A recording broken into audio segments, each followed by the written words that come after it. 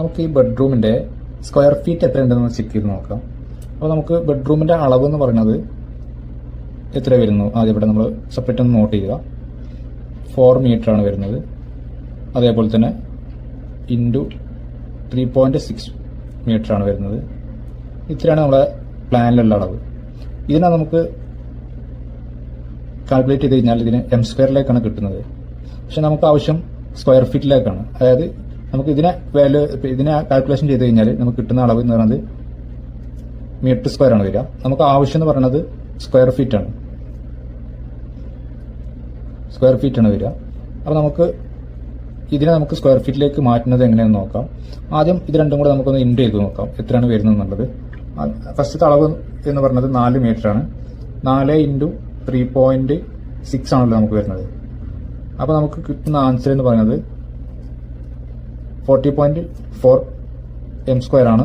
ഇത് totally metre square വരുന്നത്. നമുക്ക് ആവശ്യം സ്ക്വയർ ഫീറ്റ് ആണ്.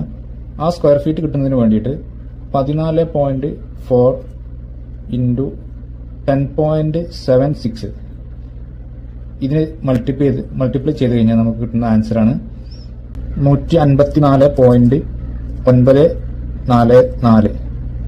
ഇത്രയാണ് നമുക്ക് ഇതിന്റെ സ്ക്വയർ ഫീറ്റ് എന്ന് പറയുന്നത്. നമുക്കിത് ഇത്ര സ്ക്വയർ ഫീറ്റ് കിട്ടിയിട്ടുണ്ട്. ഇനി നമുക്ക് ഈ ടോയ്ലറ്റിന്റെ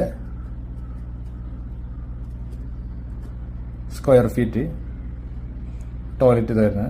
ഈ ടോയ്ലറ്റിന്റെ അളവെന്ന് പറയുന്നത് 2.5 ഇൻറ്റു 1.6 2.5 ഇൻറ്റു 1.6 ഇത്രയും മീറ്ററാണ് വരുന്നത്. ഇത് നമ്മൾ മുമ്പ് ചെയ്ത പോലെ തന്നെ ഇതേപോലെ ഒന്ന് കാൽക്കുലേറ്റ് ചെയ്തിട്ട് നമുക്ക് എത്ര സ്ക്വയർ ഫീറ്റ് ഉണ്ടെന്നുള്ളതൊന്ന് കമൻറ്റ് ചെയ്ത് കഴിഞ്ഞാൽ നമുക്ക് അവരൊന്ന് അപ്രീഷിയേറ്റ് ചെയ്യാമായിരുന്നു. ഒന്ന് ചെക്ക് ചെയ്തിട്ടൊന്ന് അറിയിക്കണം. ഓക്കെ.